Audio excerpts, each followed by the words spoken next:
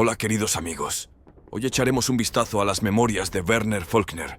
Fue soldado de las Waffen-SS en la división Totenkopf. Sus recuerdos difieren en que recuerda la batalla por la supervivencia en la caldera de Demiansk. Esta batalla le valió a las Waffen-SS una reputación de guerreros inflexibles. Si alguien tenía dudas sobre sus habilidades de combate antes de esta batalla, nadie dudaba de sus habilidades militares después de la hervidora de Demiansk.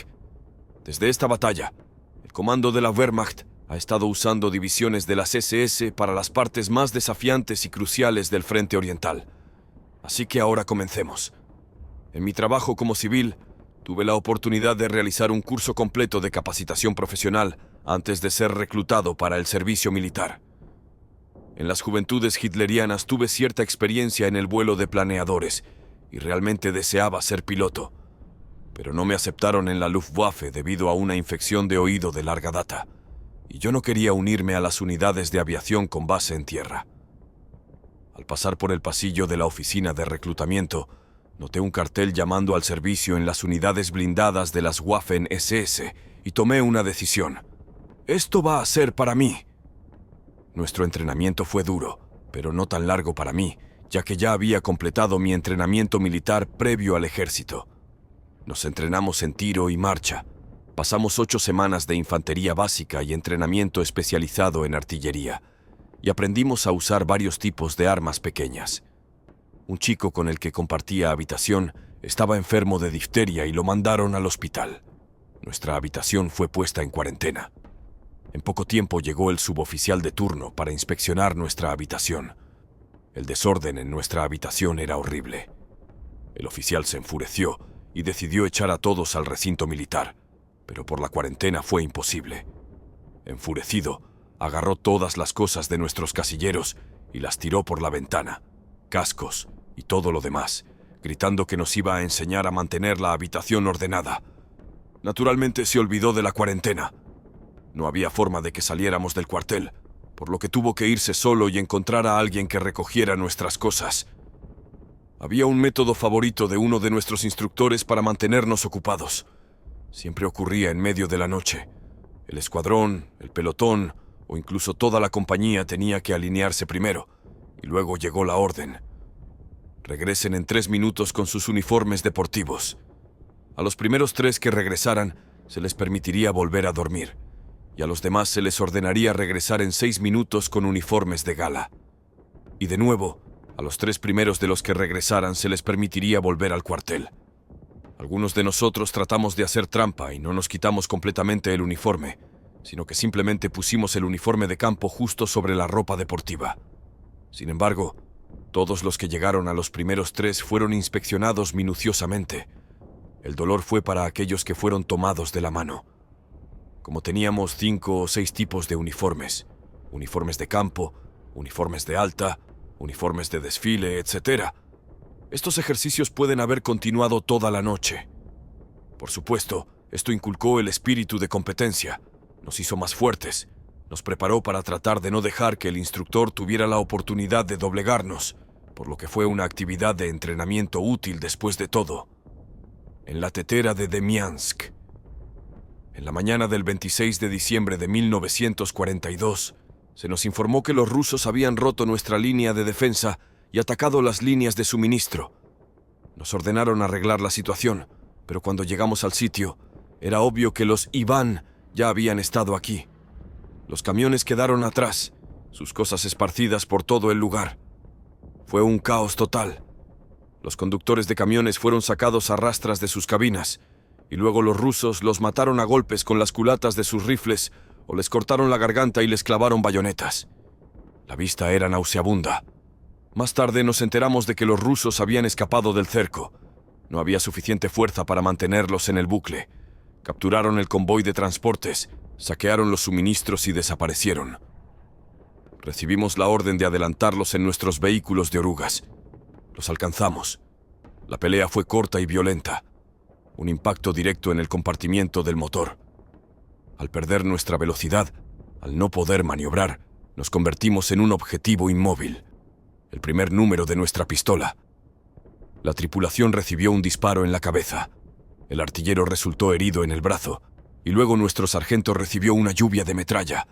Lo único que podía hacer era salir del vehículo y ser rápido. Saltamos del vehículo a la nieve profunda, hasta 1 metro de profundidad, y eso ayudó a amortiguar el aterrizaje, aunque cualquier otro movimiento era muy difícil. Volví a subir al vehículo para agarrar mi rifle. Las reglas eran que los rifles debían sujetarse al estante con un lazo especial. Uno de mis camaradas no se había ocupado de esto.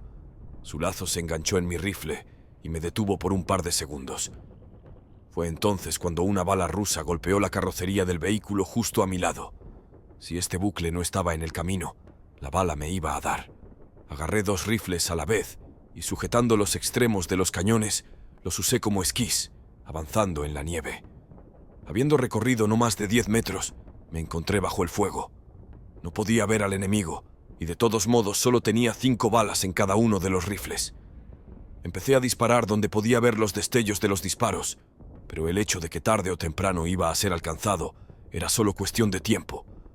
Por suerte, un todoterreno de orugas del pelotón de zapadores llegó a nuestro rescate y nos salvó.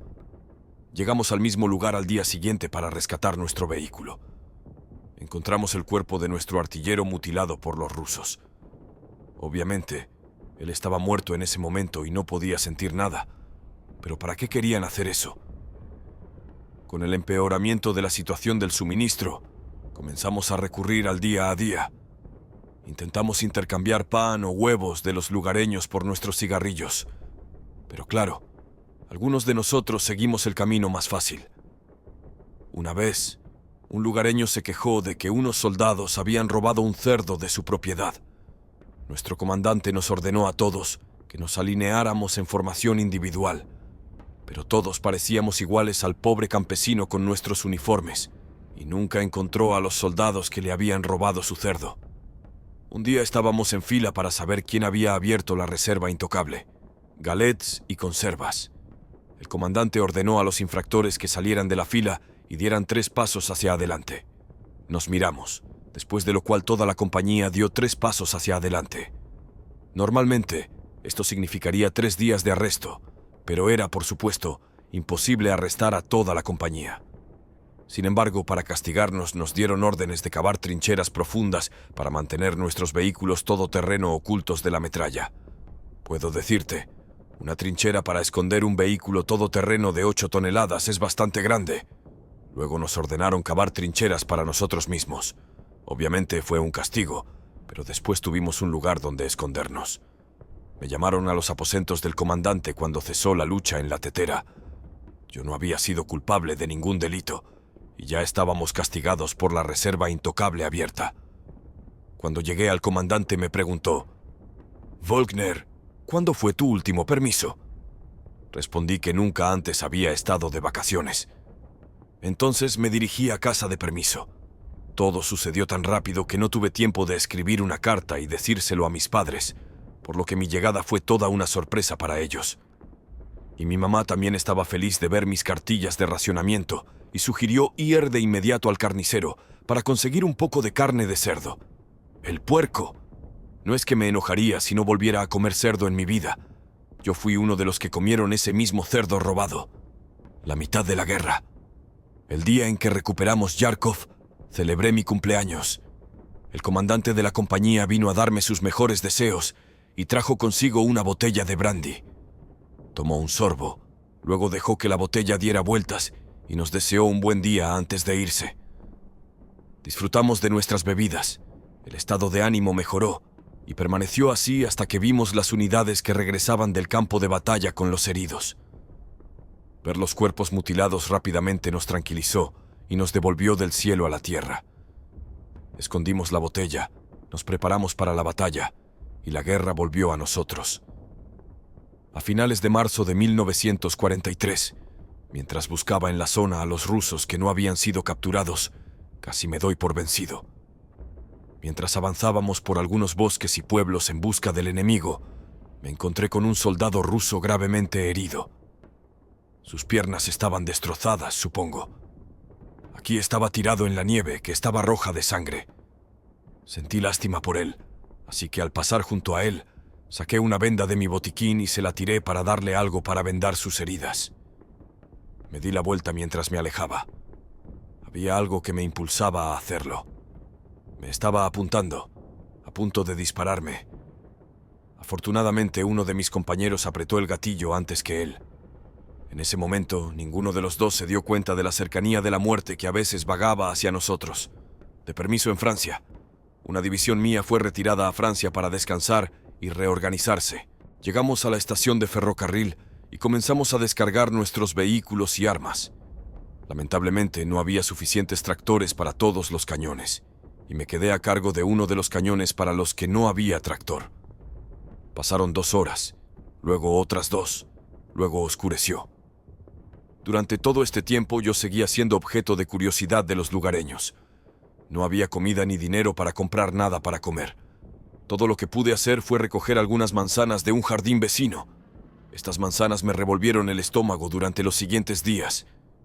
Fue solo cuando terminó la inspección nocturna que se hizo evidente que me había perdido. Simplemente se olvidaron de mí. Hubo otra ocasión. Un día estaba de guardia vigilando un garaje donde estaban todos nuestros vehículos. Me sentía bastante mal.